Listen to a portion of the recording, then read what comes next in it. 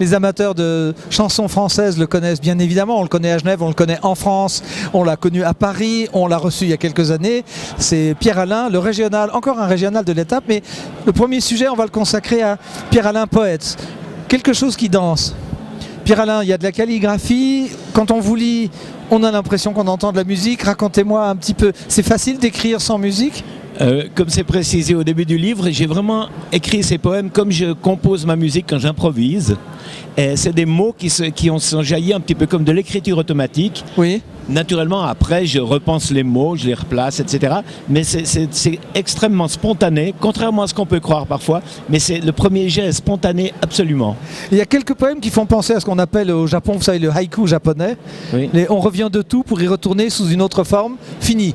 Et puis le lecteur se retrouve avec ça. Oui.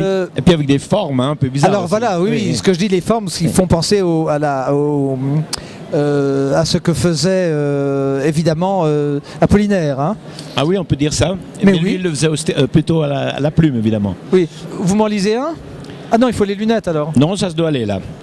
Autour de la place, devant ma fenêtre, sans bruit, passe le soir, en gris, en noir, en blanc, des gens, le vent, le temps, l'espoir, allant ou revenant peut-être, zigzagant pour mieux disparaître. C'est là qu'on voit un Z.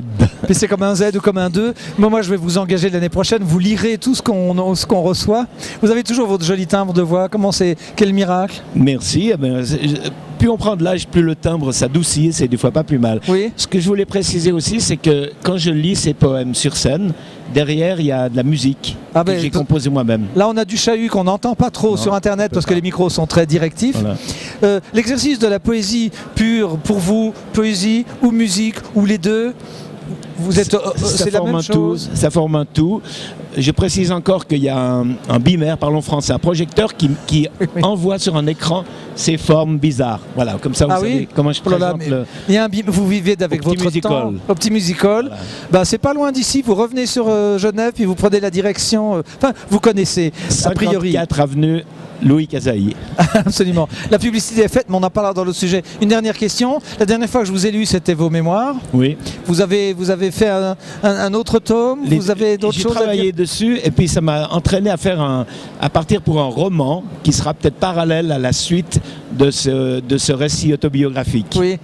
Vous vous souvenez bien évidemment de la vie tumultueuse, très précoce de Pierre Alain à Paris qui a échappé à 1001 démons? Oui, et puis les démons sont revenus et je les ai rechassés, là ça va. C'est bien, on est heureux de vous recevoir. On va parler un peu de ce que vous faites au Petit Music Hall dans le sujet numéro 2. D'accord.